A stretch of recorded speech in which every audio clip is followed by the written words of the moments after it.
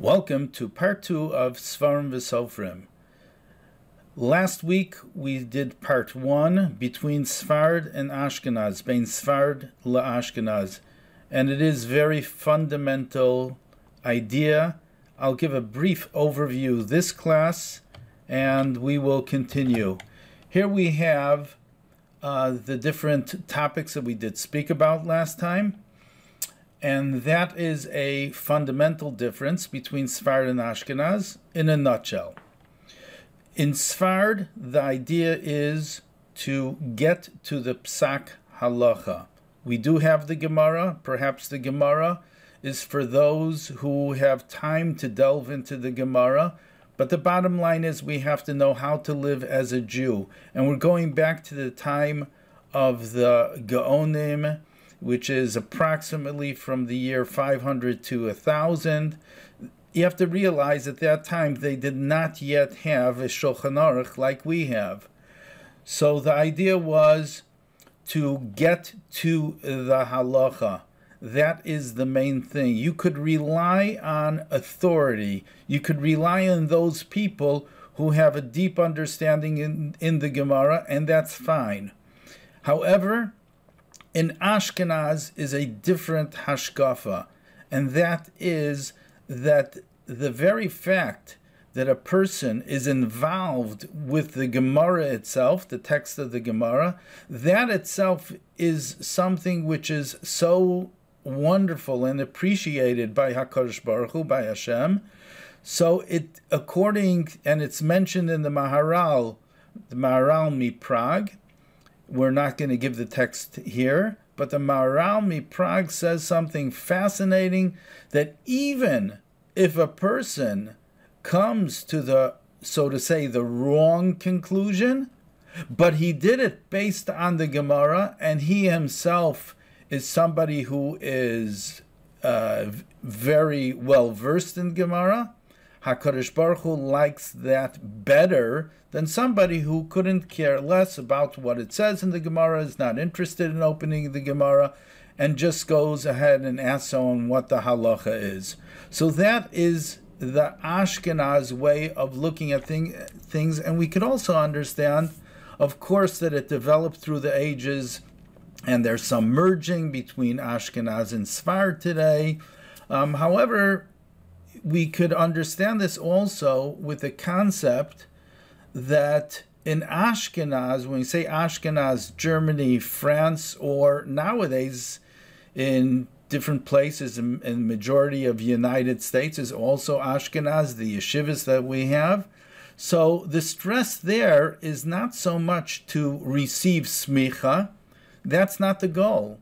The goal is to be involved with learning Gemara. That is an end in itself. That is the goal.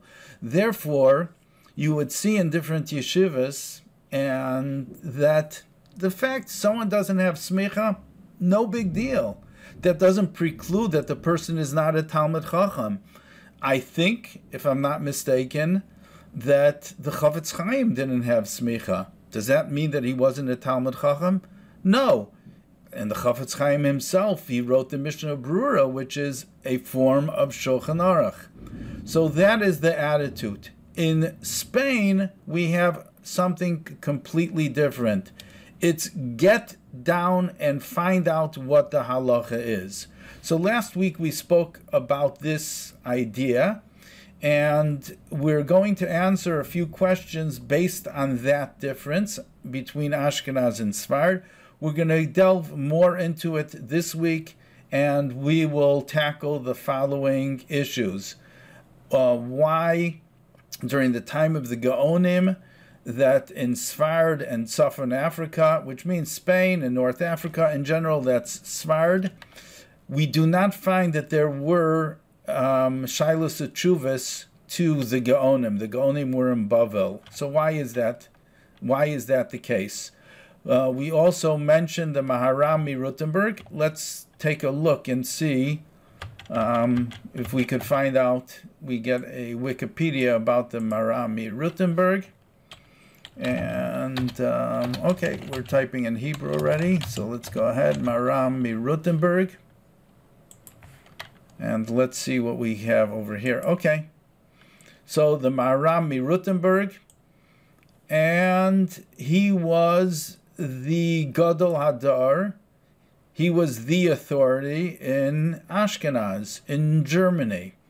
So what happened was that he had a student, Reb Asher Breb Yechiel, the Rosh, and we know that the Maharam Mirutenberg ended up in jail. Here we have the tomb of the Maharam Mirutenberg, and they didn't even allow his body to go out until Alexander Wittmann, I'm not pronouncing it right, so he donated the funds in order to release his body. So that was on condition that he'll be buried next to him. Here's a community of Worms, Vermeise, and here we see the Maharam Mirutenberg's kever together right next to Alexander Wittmann. Okay, so in a nutshell, we did speak about this last time, but in a nutshell, the Maharam Mirutenberg was put into prison, and he was in Germany. His student, the Rosh, let's get back over here to the Rosh.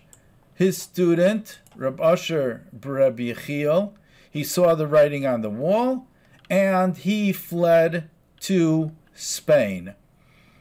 And so he was you could say the Gadol Hadar from Ashkenaz, but he was unique in the fact that he lived both in Germany and in Spain. The son of the Rosh is the Rabbeinu Yaakov ben Asher.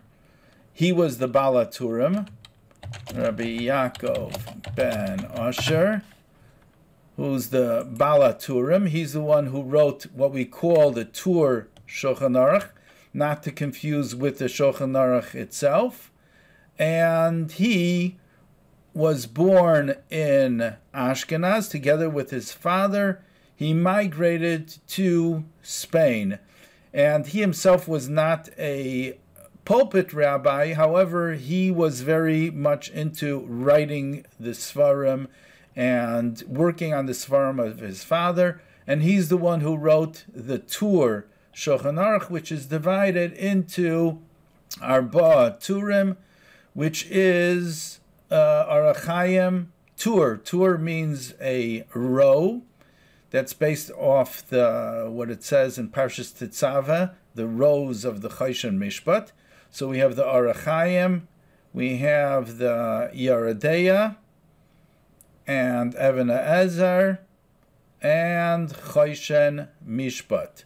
So this was a revolutionary sefer, and since the Rambam's time, let's see, the Tur lived in the 1200s, so the Rambam passed away in 1204.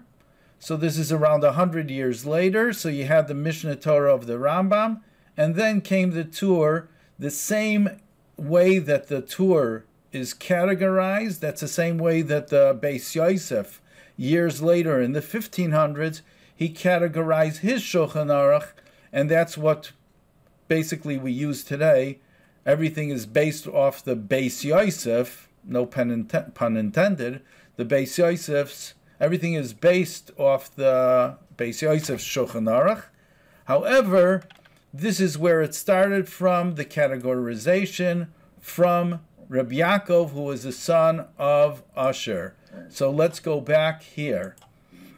So now this is what we're going to talk about, and I would advise everyone to go to Shir of part 1 so we don't have to repeat ourselves. But based on this, we could understand a great difference between Sfard and Ashkenaz, which is going to be pertinent even to the way that we look at Sfarim today. And till our time, the difference that you could see between the Shailus Utshuvas, the responsa of Harav Ovadia Yosef. Rav Ovadia Yosef wrote two Sfarim in Shailas Tshuvos, one called Yabia Omer. Yabia Omer is more at length, and the other one is called Yechave Das. And we also know Rav Moshe Feinstein's Shailas Tshuvos is called Igros Moshe.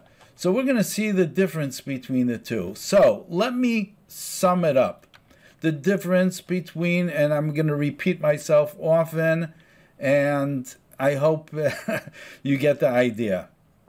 The difference between Sfard and Ashkenaz is the difference between authority and the authority, meaning in Sfard you take on the authority.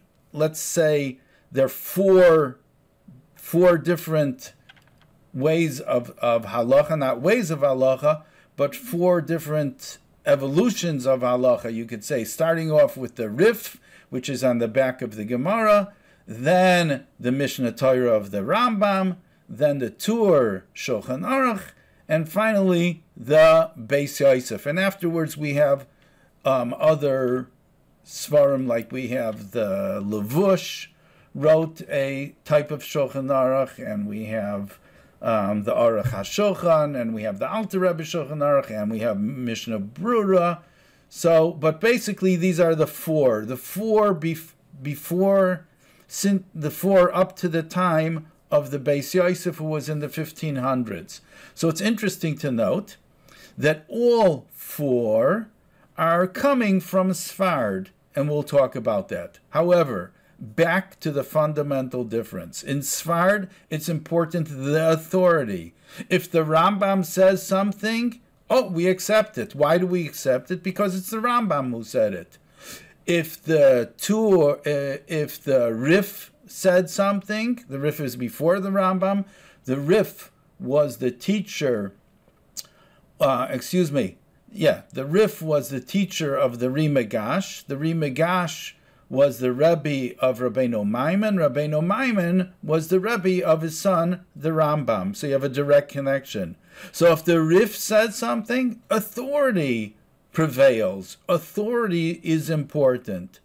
The Rambam himself says in one place that in my Mishnah Torah, I follow the Rif exclusively, besides for 30 places. 30 places? That's nothing compared to the thousands of Piskei Dinim that we have from the Rambam. Authority prevails. In contrast, in Ashkenaz, it's autonomy. Autonomy is a good word to know. Autonomy means each community to its own. That's what autonomy is. In other words, the way that it was set up in Ashkenaz, that every community, you have to realize at those days, there was not the global connection that we do have nowadays. Nowadays, in one moment, you could know what's going on in the other side of the world. It's just a second. But the way that it was set up in Ashkenaz, in Germany and France, that every community was for itself. Every community had its local Rav. If you have a question, you go to the local Rav. And the local Rav decides, or you decide yourself. If you're a Talmid Chacham, you look into the Gemara and you come to the conclusion. Now that local Rav is not beholden to anybody else. If he wants to, he could have a connection with his Rebbe, so to say. But that's the way that things were set up. And it's okay, as we mentioned before with the Maharal. So that's really what happened. That every Rav was by themselves. There was no such thing, you could say there was no such thing as Das Torah. Das Torah means authority. There was no such thing. That's not what Hashem wanted. Hashem wants that you should strive and you should struggle, v'agisa b'yayim v'layla, and you should learn Gemara. If you have a question, go to your Rav. However, the idea is that you yourself should be learning from the Gemara. In Sfard, on the other hand, so that's what we call in Ashkenaz autonomy, each one for himself. Based on this, we find something fascinating, and it was actually an article that I read from someone by the name of Harav Yisrael Toshma. When I first heard the name Toshma, it sounded a little strange, but he was a Gaon Atzum, professor, a Frum Yid, and he goes through these ideas, the difference between Sfard and Ashkenaz. Let's see if we could find him here. Yisrael Toshma. Yisrael Toshma, yes. And he passed away recently, but you should really take a look over here and see his multitude of different articles that he had. So let's, and that's a nice thing about, once again, about Wikipedia, that you could have your external links. Here's a list of different articles that that he wrote, and he was a tremendous Talmud Chacham. So he wrote a lot about the Rishonim. So back to this very interesting point. So one thing that he says is, he asked a question. The question is, why is it that we have tshuvas from the Rosh, and almost all of them exclusively are coming from when he moved to Spain? Let's go back here, and let's go back here to the Rosh, Rabbi Yaakov ben Asher. Let's see which community was he in. He was in Toledo. We call it Toletila, and that's Toledo. Toledo, similar to Toledo, Ohio. So that's where he was a Rav. So the Rosh was born in 1269, passed away 1343, but he always considered himself, and he was proud of the fact that he was, in essence, he was Ashkenaz, as opposed to Sfard, in the difference in learning. And he was asked many questions. He became a Rav in Toledo, Spain, and people asked him questions, and the answers were written down. So the question Harav Toshma asked is, why is it that we do not have hardly any of the tshuvas of the Rosh while he was in Ashkenaz? All of them are from Spain. And the answer that he gave is a fascinating answer. And it also is related to the concept that we're saying, the difference between Sfard and Ashkenaz. What's the answer?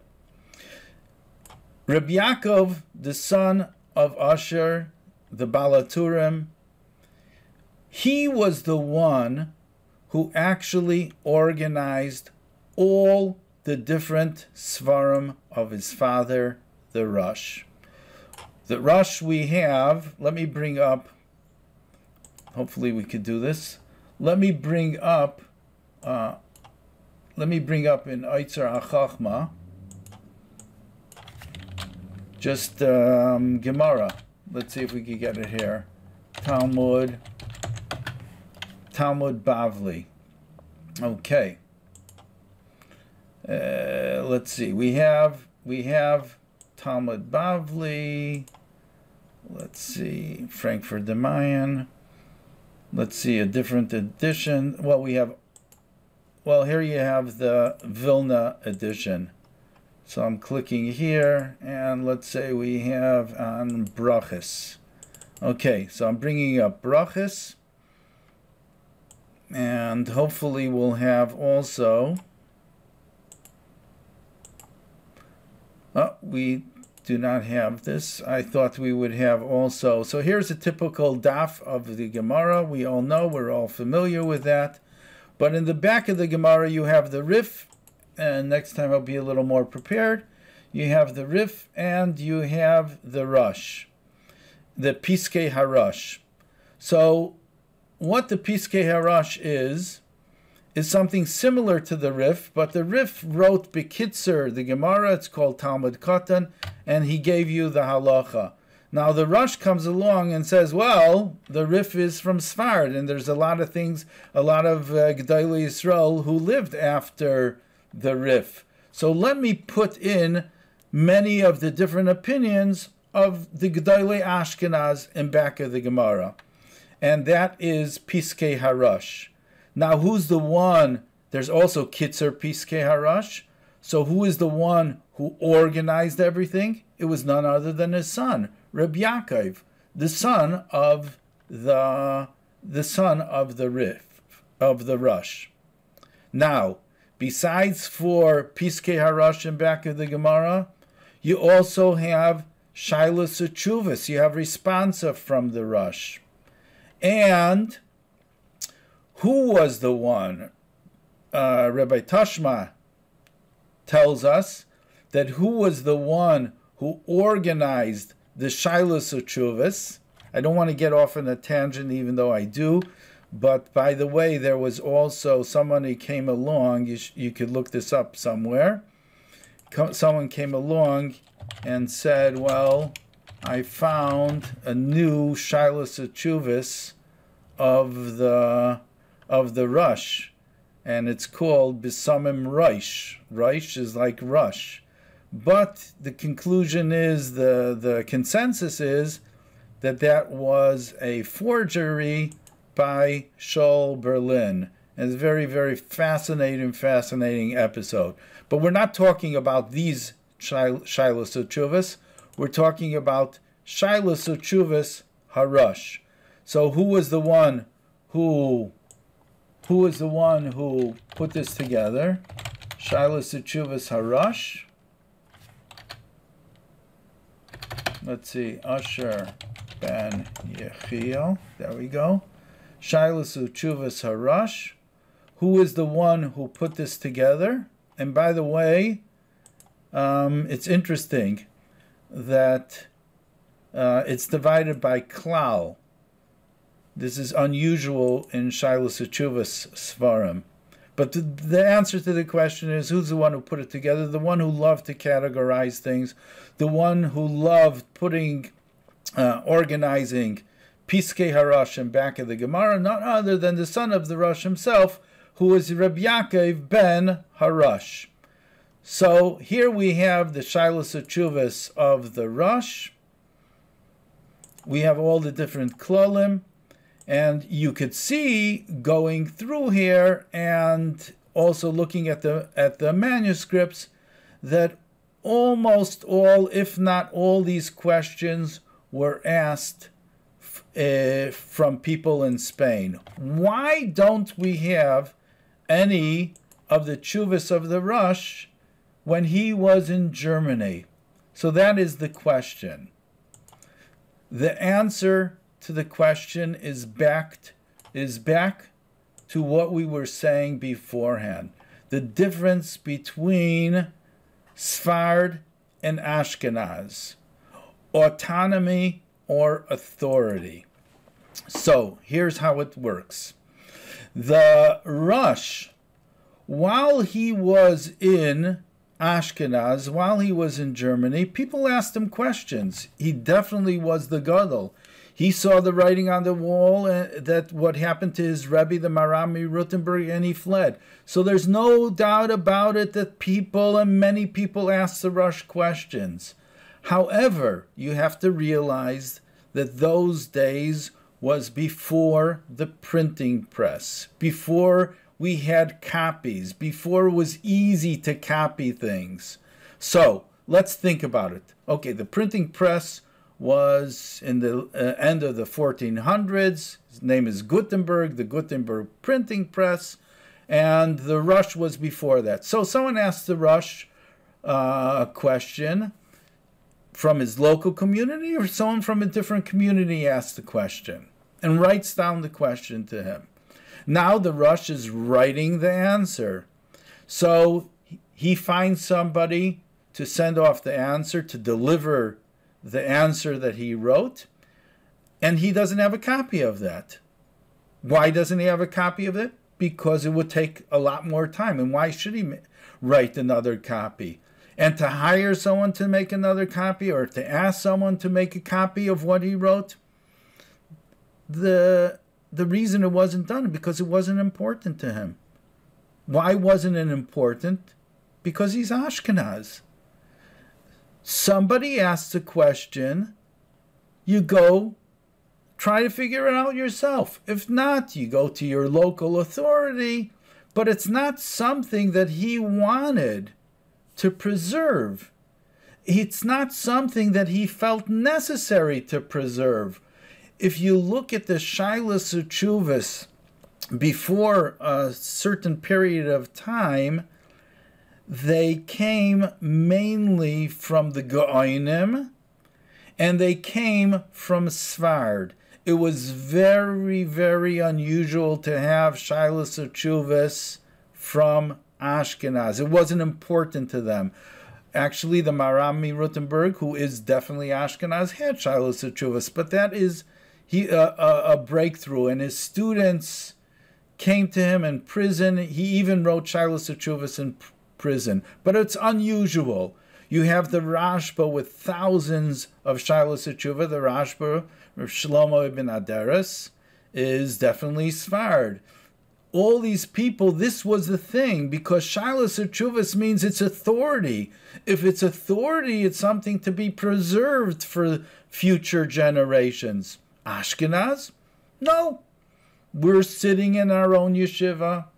We're sitting in our local community, and we have our local learning Torah. Doesn't really make a difference. We're not there to make an impact on the entire world. There's no Das Torah. That's what we're not here for that. So that is the difference. Now we could understand, based on this, why there aren't tshuvas from the Rosh while he was in Germany, because he didn't bother to make a copy of it. That's simple.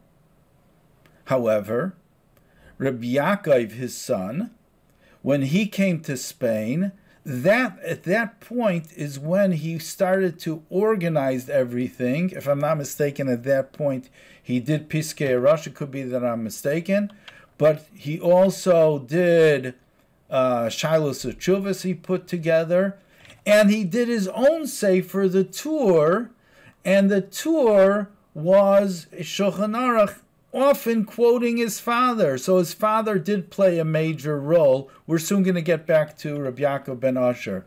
But based on that came the answer why we don't have tshuvas of the Rosh while he was in Germany. Based on this, we could also answer another point, and that is, in the time of the Go'onim, the Tkufas HaGo'onim, let's go back over here to Wikipedia, and we'll type in here Tkufas HaGo'onim. Let's see what happens. The Go'onim. Hopefully there's a timeline. We do have here the Tkufas HaGo'onim. Let's see if we could do better in English with a timeline. Go'onim. Yep, we do have back to this timeline.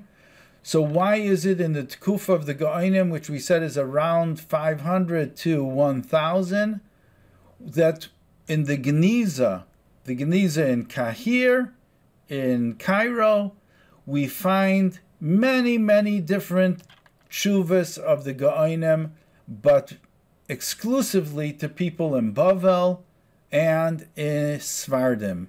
Hardly anyone from Ashkenaz. They didn't really send questions to the Go'onim, and the Go'onim had their yeshivas in Surah and Pumbedisa. Here we have the Rosh Yeshivas during the time, the Tkufa of the Go'onim. But we do not find that responsa was written to people, or questions were sent from Ashkenaz, from Germany or France. Why is it? And the answer is we're back to the same answer. The reason is, once again, authority and autonomy. In Ashkenaz, in Germany and France, it's autonomy. Why should they send questions to the Go'onim? They have the Gemara. They finished with the Tkufa of the Tanoim, of the Amoraim, of the Savoraim. They have the Gemara themselves, so they're on their own. Everyone local. So why should they send questions? But Sfard and Bavel is a different story. That is authority. Authority is to the Go'onim, and the Go'onim, let's go back to Wikipedia over here. Let's type in the Netziv of Volozhin.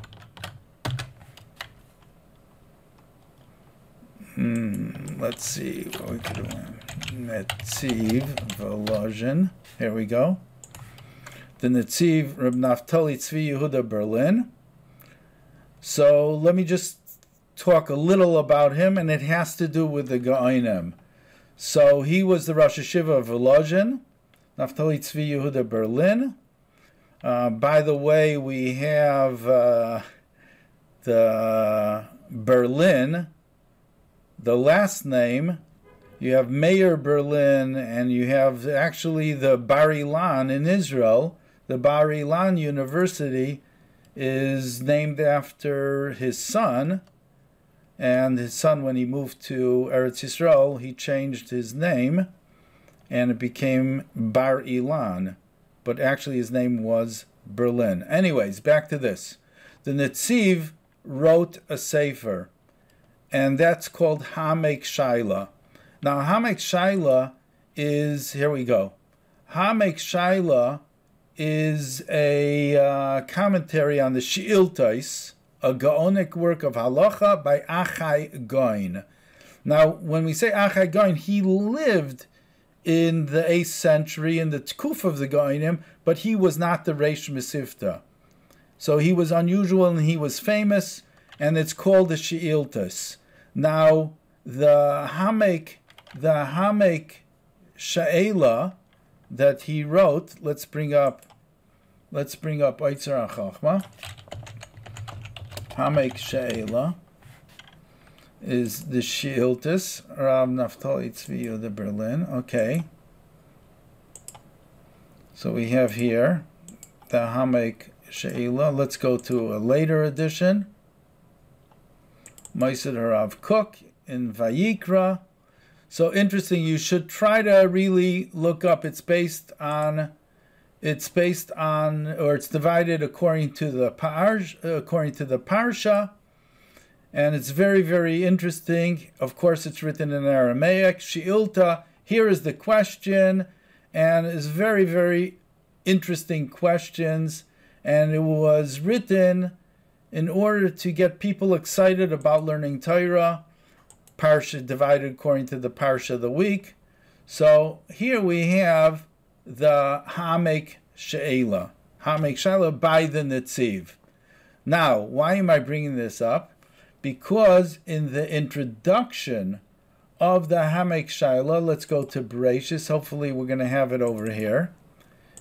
In the introduction, and once again, Rav Achai Goin, he was called Rav Achai Goin, he was not the Reish Mesivta. So in his Hakdama, let's see, could we get the Hakdama here? I'm not sure. But there is a Hakdama, an introduction of the Netziv, and the Netziv writes something very interesting concerning the Go'onim. Getting back to that. Now at least you saw the Sefer, Hamek She'ela. So the Netziv writes that the Go'onim in Bavel prouded themselves, were proud of the fact that they had the Kabbalah. They had the Kabbalah, the direct line there in Bavel, of Talmud Bavli, of the Tanaim, and the Amoraim. So therefore, if they have the Kabbalah, they have the tradition, so it's really, in a way you could say, not so important that we have to delve into the Gemara. Once again, this is the Shita of Sfard. It's not that important that we have to delve into the Gemara, because we have the Kabbalah from one generation to the next generation. So when we say Sfard, we also mean Bavel in this sense. And therefore, they are the ones, when someone wrote to the Gaonim a question, the answer was very, very brief. It's not like, you have to get into the Gemara, you have to understand it, you have to delve into it. Very, very brief answer. Why? They had the Kabbalah. Let's look over here in Bar Ilan. Okay, so we're going to do a simple search, and we're going to choose our database. You know what? Let me just do a Gemara. We're going to choose the Gemara. Okay. So here's an expression. Im Kabbalah nekabel. That's an expression brought down. Brought down. Where is it? It should be also in the Gemara. Let's do variant. And it should be, so we have this expression, im Kabbalah nekabel, meaning that if it's Kabbalah, what can we argue? We're going to give you a svara to say yes, to say no, to delve into it. Im Kabbalah, if it's accepted, and this is the tradition that we have, okay, nekabel. I wonder where the original one comes from, im Kabbalah nekabel. But that is how the Netziv explains the Shita of the Gaonim. You have to look over there. It's really a beautiful Hakdama to Hamek Shaila. And then once again, that's the Shita of Sfard. So it answers the question, how come we don't have many Shilas Uchuvas? And how come we don't have Shilas Uchuvas? How come we don't have many Shilas Uchuvas from the Tikuf of the Gaonim from Ashkenaz? We hardly have any, so that's the answer. Because that's autonomy. It's not authority. Now, based on this, there's also going to be something so fascinating. But before that, let's go back to the Rush. How come we don't have Shilas Uchuvas from the Rush in Germany? Because he didn't bother to copy it. Who bothered to copy it? His son. And his son, or other people, however, that was exclusively in Spain. Shilas Uchuvas were important in Spain. So therefore, even if it meant to copy it, and it's going to be difficult to copy, let's go ahead. And we'll spend that time, we'll spend the money, we'll spend the extra effort, because that's what Spain is all about. But the Rush himself, while he was in Spain, I don't believe that he himself would have made the effort to copy his Shilas Uchuvas. I don't believe so. However, other people did. Now, based on this, we're going to come out to something fascinating. The Maram Mirutenberg, as we know we mentioned Unpaid Ransom, you have this book from Marcus Lehman, which is in generally fiction, but it's based on truth. So he was put into jail. This was a terrible thing. This was the Gadol Adar from Ashkenaz who was put in jail, and he didn't want to be redeemed. The source is actually from the Maharshal, who did not want that writes over there that he didn't. The Maharshal, Reb Shlomo Luria, wrote Yam Shel Shlomo. So he writes that he didn't want to be redeemed because he didn't want the government to start putting capturing the Gedolei Yisrael. He didn't want them to make a habit of it. Okay? So the Maram Mirutenberg was put into jail. So writing over here that perhaps, well, this is what happened. When I read the article from Professor Harav Tashma, Yisrael Tashma, I had what we could call an epiphany. And I said, now I understand. Now that you're telling me that the Rosh did not write, we do not have copies of Shilas HaTshuvos from when he was in Germany, rather from when he's in Spain, I think we could say, it's possible to say, that the fact that he was in jail, Gamzu L'Taiva. I'm not talking about him personally. Of course it was horrendous to have been in jail. However, what happened due to the fact that the Maharam Rothenburg went to jail? What was the outcome of it? The outcome of that was that his son, the Rosh, Reb Asher ben Yechiel, moved from Germany to Spain. Who else went from Germany to Spain with him? His family. Who was his family? Reb Yaakov ben Asher. What did Reb Yaakov ben Asher eventually do while he was in Spain? He wrote Tur Shulchan Aruch. Now, let me ask you, based on what we just said beforehand, would Reb Yaakov ben Asher have written the Tur Shulchan Aruch if he stayed in Germany? My answer is absolutely not. Why? Because that goes against the very essence, the very core, the very grain of Ashkenaz, and that is autonomy, not authority. That's not what we do in Ashkenaz. It's not, we do not want to put down a sefer of halacha. That means we're going to, in essence, neglect Gemara. People are only going to look into the Shulchan Aruch, the code of Jewish law, in order to find the halacha. So he wouldn't have had, and I don't think his father would have been very happy, especially that they're in Germany, but he wouldn't have had, so to say, the chutzpah to write the Tur while he was in Germany. Why was he able to do it? He was able to do it because he was now in Spain. In Spain is a completely different mentality. In Spain, that was, people already neglected Gemara.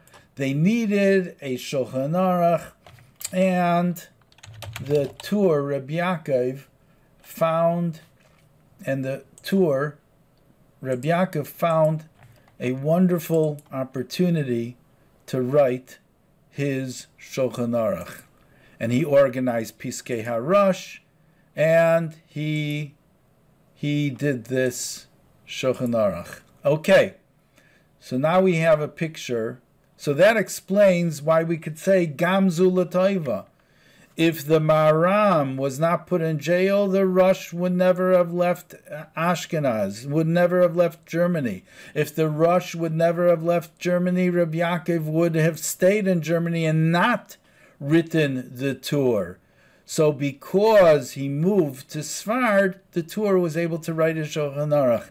And because of that, the Beis Yosef, Rabbi Yosef Karo, a couple hundred years later, was able to write his Shulchan Aruch, which is based on the same category of the Reb Yaakov. Okay, so let's take a look over here. So we see this is the Tur Shulchan Aruch. Let me go out of this and do we have Hilchos Shabbos?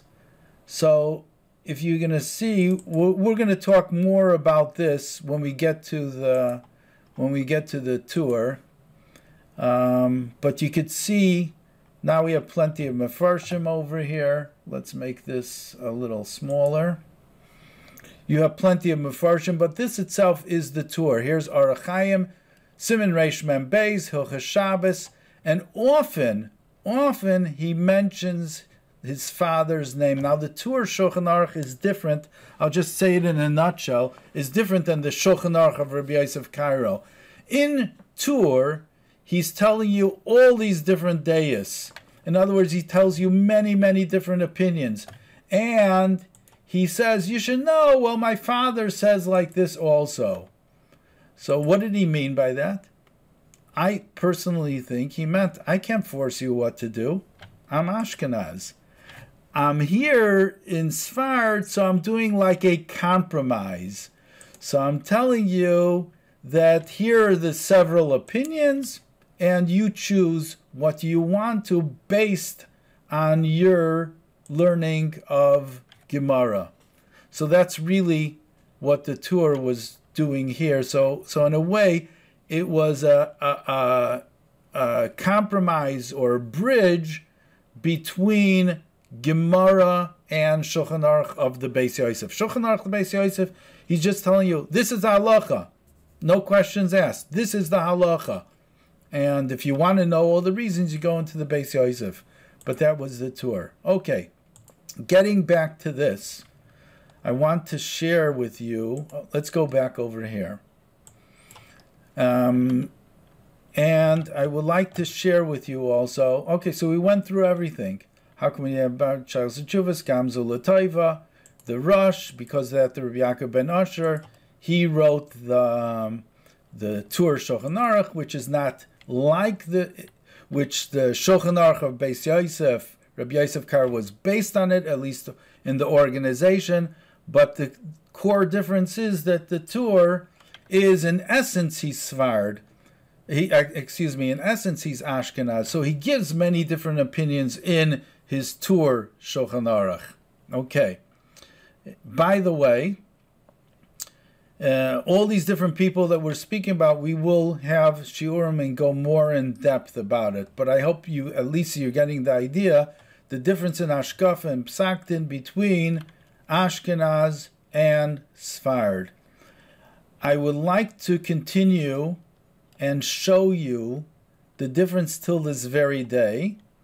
And I see the extreme differences between Rav Avadia Yosef and Rav Moshe Feinstein. But I hope I don't forget, because I want to share with you something from Shilas Achuvas Zichron Yehuda, which was written by the fourth son of the Rush, whose name was Rabbi Yehuda ben Yechiel, Shilas Achuvas. And that really will conclude the share with Zichron Yehuda, and it will sum up the difference between Sfard and Ashkenaz. Okay, so here we go. I did a pretty interesting thing, at least I think it's interesting.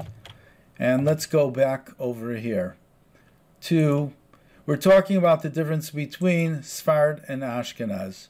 So I did a couple of searches before that. Okay, let's open up one more tab, and let's look into Shilas Uchuvas. Shilas Uchuvas. Okay, no, Shilas Uchuvas. Let's go into Wikipedia. Shilas Uchuvas, and we should have a list of different people who wrote Shilas Uchuvas. Okay. Shilas Uchuvas that we have, different names. We could have the Radvaz, let's say. I'm not seeing over here. Okay, these are the ones that we have nowadays. Rav Avadia Yosef. We have Noid Yehuda. We have Chassam Sefer. Shaul Mordechai Shvadron, Yosef Shaul Nottenson from Lemberg, from Lvov, Yitzchak Elchanan Spector. So we have all these different Shilas Uchuvas. Of course, however, the Rashba was from Spain, and he was over 10,000 Chuvas. Okay? We have 6,000, and the Radva, Spain. Later on, it became more of a thing also in Ashkenaz to write Shilas Uchuvas. So let's remember this, and now we're going to do an experiment. We're going to go into the Bar Ilan, and we said that there's a difference between Sfard and Ashkenaz. Sfard is more, just tell me the halacha, authority is important, Shilas Chuvas, and Ashkenaz is let's go into the Gemara. So we're going to have now, choose our database. So what I did in Sifrei Shilas Chuvas, I have Igris Moshe, that's from Harav Moshe Feinstein. I have Yabia Omer from Harav Avadia Yosef, and Yechav Das also from Harav Avadia Yosef. So let's do some searches, and let's see if we come up with the results. Let's say Radvaz. Radvaz is Reb David ibn Zimra, who lived in the time of the Beis Yosef. He lived in Tzfas, he lived in Mitzrayim for 40 years. So we have 3,179 times it's mentioned. I didn't do this before, and I'm not even sure if it's going to work. But let's see how many times do we have Reb Moshe Feinstein quoting the Radvaz. Let's see. We have him quoting, we're up to 30, but mind you, we're up to 75. We're up to a lot. Let's see. Oh, we're up to 144 times that Reb Moshe Feinstein quotes the Radvaz. Now, the Radvaz also wrote a pirush on the Mishnah Torah, on several Sfarim of Sifrei Hayad. So 144 times, but we have 3,000 results from Harav Avadia Yosef. 3,000. What does it tell you? It tells you that Rav Avadia Yosef authority is important. It's important who says something, and therefore he's going to mention it. Rav Avadia Yosef was like a computer, never forgot anything. If you, and I'm saying this theoretically, I can't tell you for sure, but I'm going to be searching other poskim while I talk. But I've never personally been in the house, Noid Yehuda, Rabbi Cheskel Landau, okay? Also famous Shilas Uchuvas. I've never been in the house of a Rav Avadia Yosef, and I've never been in the house of Rav Moshe Feinstein. But my theory, and people would know, is in Rav Moshe Feinstein lived in an apartment in the Lower East Side. I don't know how much room he had. I don't think he had that many Sfarim. I don't think so. In Harav Avadia Yosef's house, I could just imagine wall-to-wall Sfarim. We'll soon tell you why. So let's go. 775 times. Now, mind you, Noid Yehuda is Ashkenaz. But Rav Avadia Yosef, he does not discriminate between Ashkenaz and Sfard. So here we go. Harav Avadia Yosef, Igris Moshe,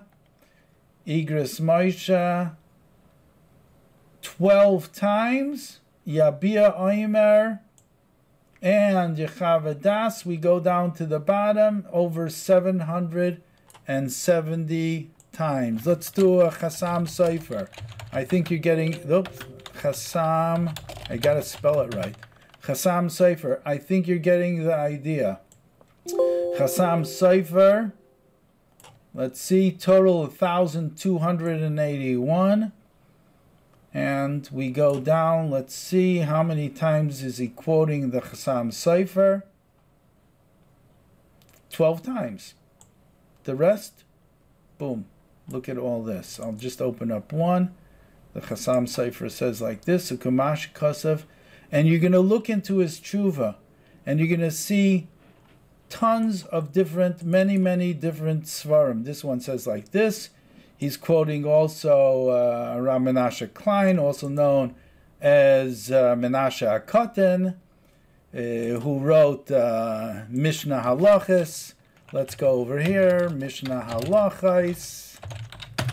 And let's take a look at this. Mishnah, he quotes it one time, and Harav Avad Yosef 94 times. Look what's going on over here. Shayol Meshiv, and once again you see the same thing. Igros Moshe, how many times? Just a few, and the rest is, let's see how many times, 16 times, and the rest is from Harav Avad Yosef. Shalom Meshiv is from Rabbi Yosef Shalom Nottenzen. If I'm not mistaken, it could be that I am mistaken, but it was, we saw before, from Lemberg. So that's the idea. The idea is, when Reb Moshe Feinstein, as we said before, I don't think he would have a lot of Sfarim in his house. I don't think he needed a lot of Sfarim. I'm not sure if he was interested in having a lot of Sfarim. The reason is, here, just take a look at this, all these different names. Ubishailas, amazing. Look at all this. Ubishailas Tshuvas Binyan Olam Beish Shloima Tzemach Tzedek Mi Lubavitch. Look, all these names. It's important. The Tshuvas, Kagzoid Harash, amazing, amazing. Reb Moshe Feinstein is asked a question. So what does he do? He goes into the classic Halacha Svarim, but he starts off with the Gemara. And he thinks to himself how he understands the Gemara and what the relationship between the question is, and develop with the major classic Mefarshim and Shulchan Aruch that he has, and the Beis Yosef and everything. Look into Igros Moshe. Let's just see something from Igros Moshe. Do it yourself. You look into Igros Moshe, and some of them are very, very long, and you'll see how he developed something, as opposed to Yabia Omer. Once again, the difference between, and I know this year is going on long, but you could always pause and see it later. So that's the Hevdo Yesaidi between Harav Avad Yosef and Shilos Chuvas Harav Moshe Feinstein. And I think we covered everything. In Mirz Hashem, the next class, hopefully we'll be doing maybe Gemara, Rashi, Tosfos. We're going to get to the Rif. By the way, let's go back and just recap that the Sfarim and Halacha, until the Shulchan Aruch of the Beis Yosef of Rabbi Yosef Karo, were the Rif. Was Mishnah Torah, Rif Sephardi, Mishnah Torah Sephardi, Tur, Ashkenaz, who only did it once he moved to Sfard, to Spain, and Rabbi Yosef Karo, also Sephardi. He was born in 1488, and 1492 was the expulsion of Spain. He was only 4 years old, and he went to Turkey. He ended up in Tzfas. Okay, so that's Bein Sfard la Ashkenaz. For the conclusion of today's shir, Zichrein Yehuda. Zichrein Yehuda is amazing, amazing sefer. I have the sefer at home, and I have here a question that was written to someone by the name of Yehuda. Okay, let's open it up here. Who is this? As we mentioned before, you have, let's see. As mentioned before, you have the Rosh. Reb Yaakov was a son of the Rosh. Now, let me just explain a little about his family. The star of the family, Reb Asher ben Yechiel, was his son, his Bechar, named Yechiel, but he died young. And he was, you could say, the star of the family. Reb Yaakov, I think, was son number 3, if I'm not mistaken. Son number 4 was Yehuda. Now, Yehuda, if you look into Zichron Yehuda, Shalos Chuvas, if you look over there in the introduction, I think, if I'm not mistaken, that he had some problems with his eyes, so the Rosh sent him from Germany to Spain, and he came back to Germany. Now, when the Rosh was ready to leave to Germany, so just like we have in the Chumash, Let's get to the Chumash. Just like we have in the Chumash, Ve'es Yehuda Shalach Lefanav Gaishna. This is my vart here. Ve'es Yehuda Shalach Lefanav Gaishna. It's not going to find it because we have to activate all the databases. Ve'es Yehuda Shalach Lefanav Gaishna. So Yaakov Avinu, before he went to Mitzrayim, he sent ahead his fourth son, Yehuda, to establish a base medrash. So too, the Rosh sent ahead his fourth son, Yehuda, beforehand to check out the scene, so to say. And he was also familiar, because he was in Spain beforehand, and to see where he's going to settle. Well, the Rosh, he first met with the Rashba in Barcelona, but that's so interesting. Well, this Yehuda himself was a Talmud Chacham, and he ended up in some community in Spain. So now the Rosh made a major impact, and they are in, let's go to Siman, okay, we're in Siman Dalet. So they made a major impact. Let me make this a bit smaller. In Spain. And after many years, I would say the Rosh passed away already. Yes. So in Tolentino, which is Toledo, Spain, so there was an amazing question which was quite flattering. The question is, Lashon Rav Yehuda Shehatik Miksivas Yodai, from the handwriting of Yehuda. Yehuda ben Arash, the fourth son. Shamati Shatem Oimrim, I heard you said, Mibnei Shenisraba Machlekes ben Paiske Adinim Umoyre Hairas, Ze Oimer Bekai, Vize Oimer Bekai. Since we have many differences amongst the Paiskim, amongst the decisors, what you should paskin like. So the community in Toledo, Spain, decided that they're going to make a takana. What's the takana? Sha'atem maskimim lifseikulahayres al pi sifrei Rambam zal. All the time, we are going to paskin like the Rambam. Okay? However, and they're flattering the Rebbe Yehuda, says, so let's just make a rule. We're going to look into Mishnah Torah, and we're always going to paskin like the Rambam. Okay, good. However, Zulasi b'mash shechoylek olav Adoni Avi sheyasu kidvarav. However, Adoni Avi, referring to the Rosh could argue on the Rambam, and often does in Mishnah Torah. So he says, listen, so now the Rosh and his family were established for many years. The Rosh is the Meir the Asra of Toledo. The Rosh passed away. They come along to Rabbi Yehuda, who I think took over the position of his father, the Rosh in Toledo, and said, okay, you know what? There's too many complications over here. What? We have to look into the Gemara and everything. Let's just do, we're Spartan. Let's just do Liba and Hilchasa. We'll just have the halacha. We'll follow always Mishnah Torah, except, you know what, let's give honor to the Rosh. If the Rosh argues on the Rambam, we'll paskin like him. Let's look at the answer. Based on our shir, hopefully you could guess what the answer is. You could even see over here. And the answer from Rabbi Yehuda, which really establishes what we said before and 100% correct, is no way. Absolutely not. Ani meshabech lechem al shatem chabdim ladoni avi. Thank you very much.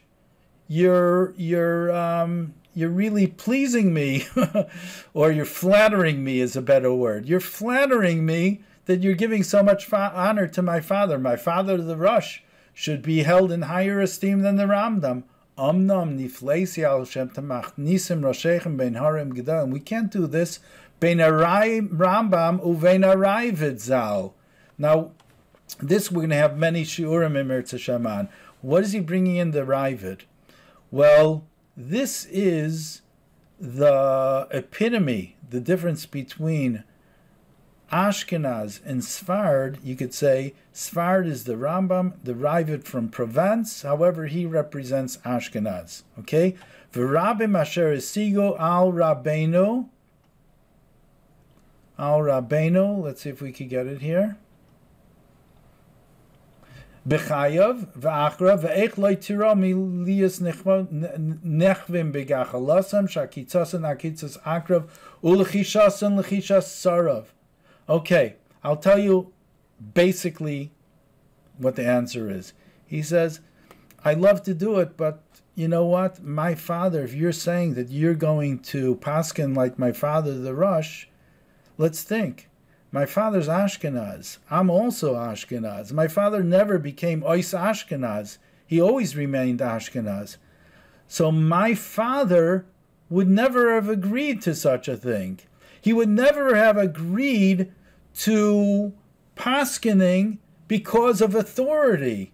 That's not what you do. We are here to give you as many opinions as possible to nudge you that you should go into the Gemara. You should open up the Gemara and you should learn that. There's no Das Torah here. There's no such thing as we're going to find out or we're going to take a vote. Like who's the greatest gadol, who's the smartest one, we'll always follow them. That could be a smart thing to do. That's authority. Ashkenaz not like that. So even though that Rabbi Yehuda was in Sfard, however, he would never agree to such a thing. In essence, he remained Ashkenaz and didn't even want that for his Sfard community. So he did not agree to that. V'oid. And I think you should try to read this, maybe put this on pause, and take a look at this next paragraph. Take a look also at Zichron Yehuda, at the Sefer, if you're able to have access to it. It's absolutely a tremendous tshuva. And that's it. I think at this point, we spoke enough. We did a lot. And we have been Ashkenaz L'Sfard. And the Mirza Hashem will be continuing next week. Let's say we'll do a little of the Gemara, Rashi, and Tosfos. And once again, before I conclude, I just want to refresh your memory. And I'd like you also, if possible, to go to the first shir that I gave. And the famous statement of the Rosh, Mi lanu gadol mi Rashi, who's greater than Rashi, that Rashi's children, grandchildren themselves would argue on him. And that's what HaKadosh Baruch Hu wants. Wants that we should delve into the Gemara. This is what we're supposed to do. It's not like the Sfard, the tradition of the Gaonim, that it's Kabbalah, that the Divrei of the Gaonim were Kabbalah. It's now what we have to do. We have to delve into the Gemara. And it's not in order to get smicha. It's not in order that we should be called rabbis. It's because we should be immersed in Torah. Das will der Eibishter. This is what he wants. A guten Tag. And remember, everything that we're giving you, I think we should end off every shir like this. Ten l'chacham v'yechkam oid.